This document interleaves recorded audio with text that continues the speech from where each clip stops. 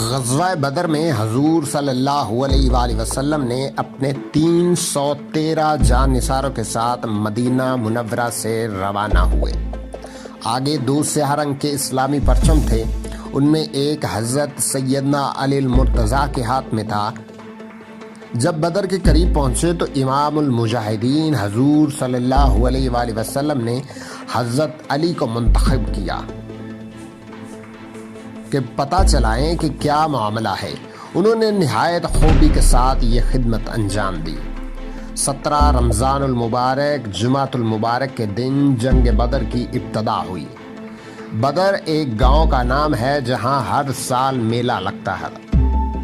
یہ مقام مدینہ طیبہ سے تقریباً 80 میل کے فاصلے پر ہے، جہاں پانی کے چند کنویں تھے اور ملک شام سے آنے والے قافلے اسی مقام پر ٹھہرا کرتے تھے۔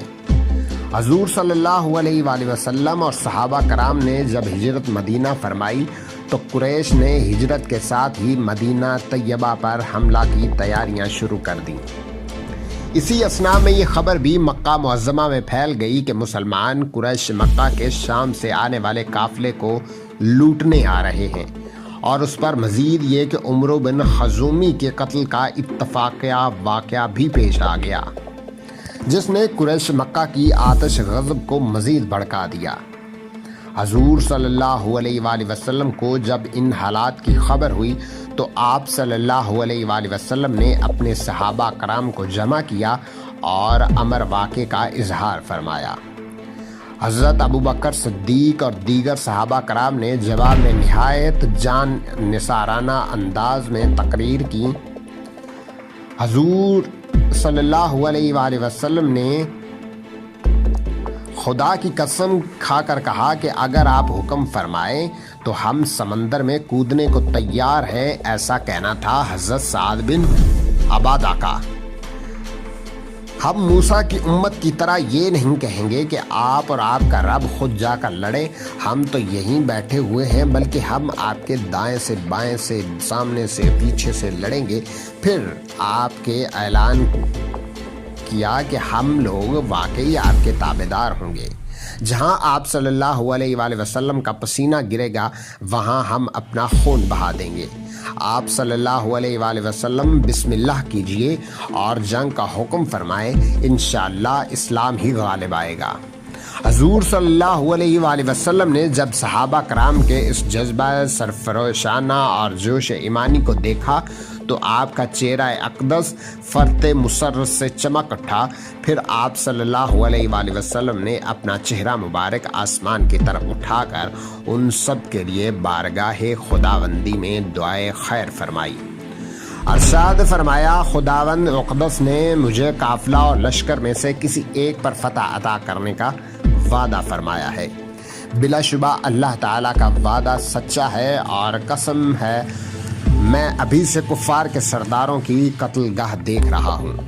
پھر آپ صلی اللہ علیہ وآلہ وسلم نے فرمایا کہ اس جگہ فلاں کافر قتل ہوگا، اس جگہ فلاں کافر قتل ہوگا۔ آپ صلی اللہ علیہ وآلہ وسلم نے مقتولوں میں سے ہر ایک کا محل قتل بتا دیا۔ حضرت انس رضی اللہ تعالی عنہ فرماتے ہیں کہ جہاں جہاں حضور صلی اللہ علیہ وآلہ وسلم نے فرمایا وہ کافر وہاں ہی قتل ہوا۔ حضور صلی اللہ علیہ وآلہ وسلم 12 رمضان المبارک 2 ہجری کو اپنے 313 جان نثار ساتھیوں کو ساتھ لے کر میدان بدر کی طرف روانہ ہوئے۔ جب آپ صلی اللہ علیہ وآلہ وسلم اپنے مختصر سے لشکر کو لے کر مدینہ طیبہ سے تھوڑی دور پہنچے تو آپ صلی اللہ علیہ وآلہ وسلم نے جیش اسلام کا جائزہ لیا، اور جو اس کارواں میں کم سن اور نوعمر تھے انہیں واپس فرما دیا۔ حضرت عمیر بن ابی وقاص ایک کم سن سپاہی بھی شامل تھے۔ انہیں جب واپسی کے لیے کہا گیا تو وہ رو پڑے۔ حضور صلی اللہ علیہ وآلہ وسلم نے ان کا یہ جذبہ جہاد اور شوق شہادت دے کر انہیں شامل جہاد رہنے کی اجازت عطا فرما دی۔ لشکر اسلام کی کل تعداد 313 تھی، جس میں سے 60 مہاجرین اور 253 انصار تھے۔ چلتے چلتے یہ بے نظیر اور بے مثال لشکر 16 رمضان المبارک بروز جمعرات 2 ہجری کو میدان بدر پہنچ گیا۔ ادھر مکہ معظمہ سے قریش مکہ بڑی ساز و سامان کے ساتھ نکلے تھے۔ 1000 آدمیوں کا لشکر تھا، 100 سواروں کا رسالہ تھا۔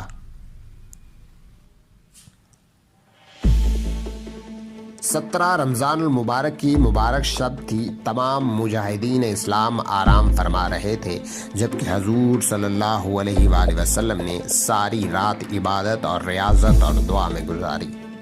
صبح کو نماز فجر کے لیے تمام سرفروشان اسلام مجاہدین کو بیدار کیا اور نماز فجر کی ادائیگی کے بعد قرآن مجید کی آیات جہاد تلاوت فرما کر ایسا لرزہ خیز اور ولولہ انگیز خطاب فرمایا کہ مجاہدین اسلام کی رگوں میں خون کا قطرہ قطرہ جوش و جذبے کا سمندر بن کر طوفانی موجیں مارنے لگا اور مجاہدین جلد از جنگ کے لیے تیار ہونے لگے۔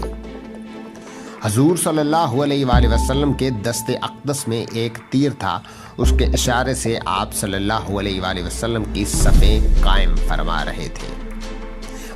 مہاجرین کا علم حضرت معصب بن عمیر کو، خزرج کے علم بردار حباب بن منذب اور اوس کے علم بردار سعد بن معاذ مقرر فرمائے۔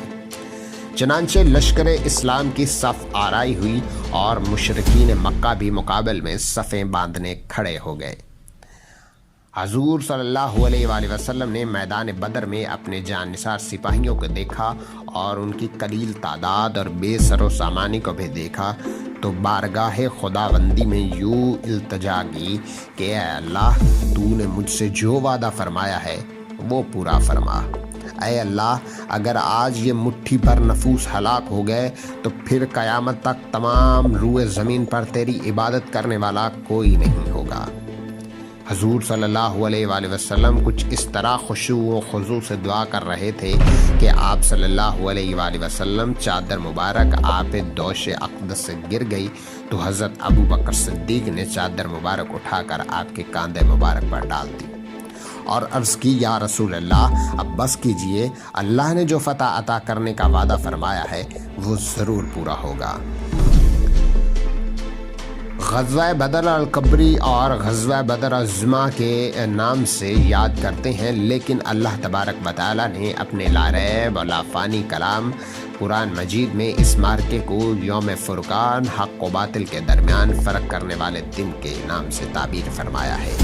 یعنی یہ وہ دن ہے جب حق و باطل، خیر و شر اور کفر و اسلام کے درمیان فرق آشکار ہوگا اور اقوام عالم کو بھی پتہ چل گیا کہ حق کا علم بردار کون ہے اور باطل کا نقیب کون ہے۔ چنانچہ قرآن مجید میں ارشاد باری تعالیٰ ہے، اگر تم اللہ پر ایمان رکھتے ہو اور اس چیز پر جو ہم نے اپنے محبوب بندوں پر نازل فرمائی، جس دن 2 لشکر مقابل آمنے سامنے ہوں گے اور اللہ ہر چیز پر قادر ہے۔ دستور عرب کے مطابق جنگ کی ابتدا ہوئی تو مشرکین میں سے عقبہ بن ربی اپنے بھائی شیبہ بن ربی اور اپنے بیٹے ولید بن عتبہ کے ساتھ میدان کارزار میں نکلا۔ مبارزت قلب لگا تو لشکر اسلام میں حضرت امیر حمزہ، حضرت علی المرتضیٰ اور حضرت عبیدہ رضی اللہ عتبہ، ولید اور شیبہ کے مقابل ہوئے اور یوں دست با دست جنگ شروع ہوئی تو حضرت امیر حمزہ نے عتبہ بن ربی کو واصل جہنم کر دیا، جبکہ حضرت علی حیدر کرار نے ولید بن عتبہ کو جہنم رسید کیا۔ حضرت عبیدہ شیبہ کے ہاتھوں زخمی ہو گئے۔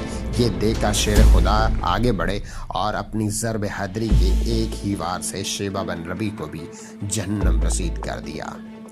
تینوں مشرکین سرداروں کی لاشیں زمین پر ڈھیر ہو گئی۔ آن واحد میں مشرکین کے 3 سورماؤں کے قتل سے ہلچل مچ گئی، کیونکہ قریش کے جب یہ تینوں سرداروں کو اسلام کے شاہینوں نے موت کے گھاٹ اتار دیا تو اس اندیشے سے کہ کفار حوصلہ نہ ہار دیں، ابو جہل نے بلند آواز سے یہ نعرہ لگایا، ہمارا مددگار عزا ہے اور تمہارے پاس کوئی عزا نہیں جو تمہاری مدد کرے۔ حضور صلی اللہ علیہ وسلم نے فرزندان توحید کو حکم دیا کہ اس کے جواب میں یہ نعرہ بلند کریں، اللہ ہمارے مددگار ہے اور تمہارا کوئی مددگار نہیں۔ हमारे मकतूल जहन्नत में हैं और तुम्हारे मकतूल जहन्नम का ईंधन बनेंगे। इसके बाद फिर आम लड़ाई शुरू हो गई तो हुजूर सल्लल्लाहु अलैहि वसल्लम ने बाहर निकलकर एक मुट्ठी कंकरों की उठाई और लश्कर कुफ़ार की तरफ फेंकी और फरमाया, शाहतल वजूद, बुरे हो गए ये चेहरे। चनांचे कोई काफिर ऐसा नहीं बचा जिसकी आंखों और नाक वगैरह में उन संग्रेज़ों से कोई चीज़ ना पहुंची हो। ये संग्रेज़े हर एक काफिर फौजी को लगे और उसकी ताकत और क़ुव्वत बिल्कुल टूट गई और लश्कर कुफ़ार में भगदड़ मच गई। ग़ज़वा बदर वो फैसला कुन और तारीख़ साज़ जंग थी जिसमें उम्मत इस्लामिया की तकदीर और दावत हक़ के मुस्तक़बिल का फ़ैसला हुआ। उसके बाद आज तक मुसलमानों को जितनी फतूहात और कामयाबियां हासिल हुईं और उनकी जितनी हुकूमतें और सल्तनतें कायम हुईं, वो सब उसी फ़तह मुबीन की मरहून मन्नत हैं जो बदर के मैदान में इस मट्ठी भर जमात को हासिल हुई। इसलिए अल्लाह ताला ने उसी जंग को कुरान मजीद में फरमाया, यौम फुरक़ान, यानी हक और बातिल में फ़र्क का दिन कहा जाता है। यानी इस जंग में मुसलमानों की फतह और गलबे ने यह वाज़ेह कर दिया कि इस्लाम हक है और कुफ्र व शक बातिल।